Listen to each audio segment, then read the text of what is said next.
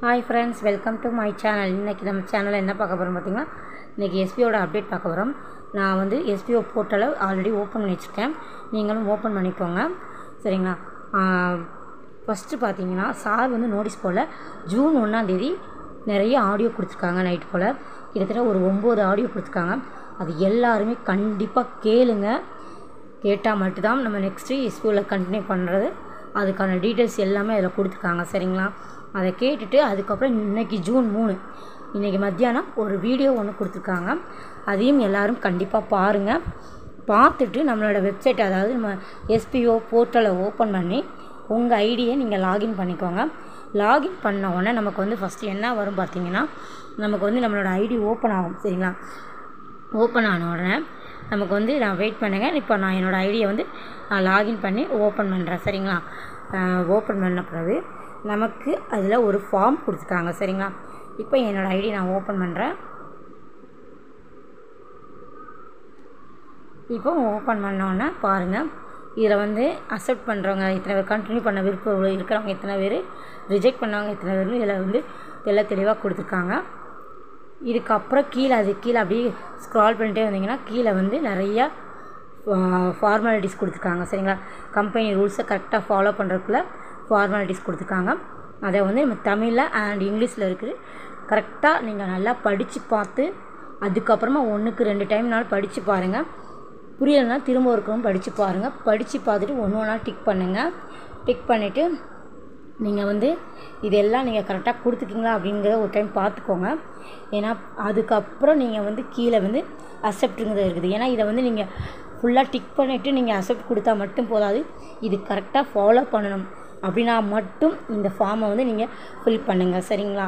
ஒருவேளை உங்களுக்கு இந்த எஸ்பிஓ கம்பெனியில் நீங்கள் ஒர்க் பண்ண விருப்பம் இல்லை அப்படின்னா நீங்கள் எதுவுமே நீங்கள் ஃபில் பண்ண வேண்டாம், அந்த டிக் பண்ண வேண்டாம்.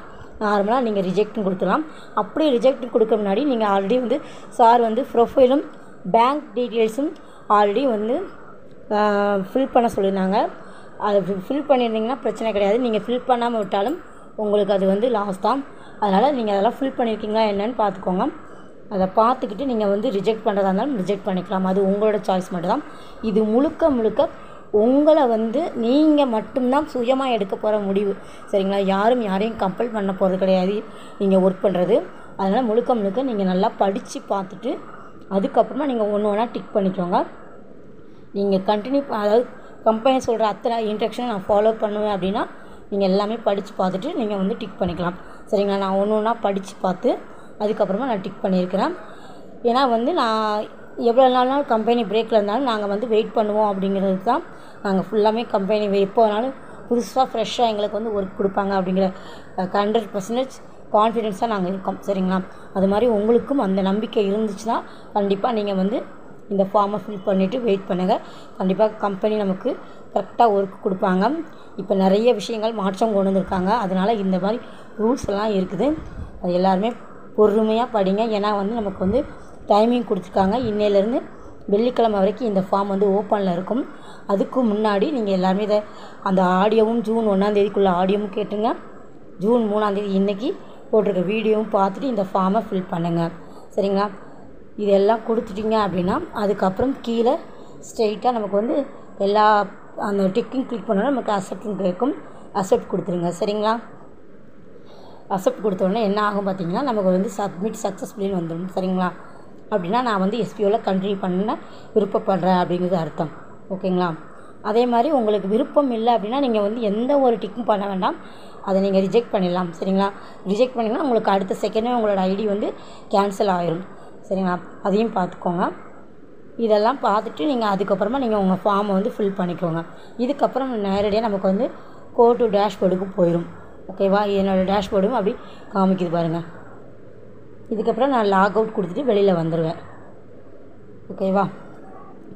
இதெல்லாம் வந்து உங்கள் டீம் மெம்பர்ஸ்க்கு எல்லாத்துக்குமே நீங்கள் வந்து இந்த நோட்டீஸ் போல் இந்த மாதிரி ஆடியோ போட்டிருக்காங்க, அதை ஃபஸ்ட்டு பாருங்கன்னு சொல்லி ரொம்ப இம்பார்ட்டன்ட் சொல்லி அவங்கக்கிட்ட சொல்லுங்கள். சொல்லி அவங்கள ஃபஸ்ட்டு அந்த ஆடியோ வீடியோலாம் பார்க்க சொல்லிட்டு இந்த ஃபார்ம் ஃபில் பண்ண சொல்லுங்கள். யாரும் அவசரப்பட்டு நமக்கு வந்து, ஏன்னா 4 நாள் நமக்கு டைம் கொடுத்துருக்காங்க. அதனால் அவசரப்பட்டு யாரும் ஃபார்ம் ஃபில் பண்ணிவிட்டு அதுக்கப்புறம் இந்த ரூல்ஸ் எல்லாம் ஃபாலோ பண்ணாமல் போனால் கண்டிப்பாக கம்பெனி என்ன நடவடிக்கை எடுத்தாலும் நம்ம அதுக்கு கட்டுப்படுற மாதிரி இருக்கும். அதனால் எல்லாருமே நோட்டீஸ் போர்டில் உள்ளதெல்லாம் கரெக்டாக ஃபாலோ பண்ணுங்கள். ஓகேங்க. இந்த வீடியோ பிடிச்சிருந்தா லைக் பண்ணுங்கள், ஷேர் பண்ணுங்கள், கமெண்ட் பண்ணுங்கள்.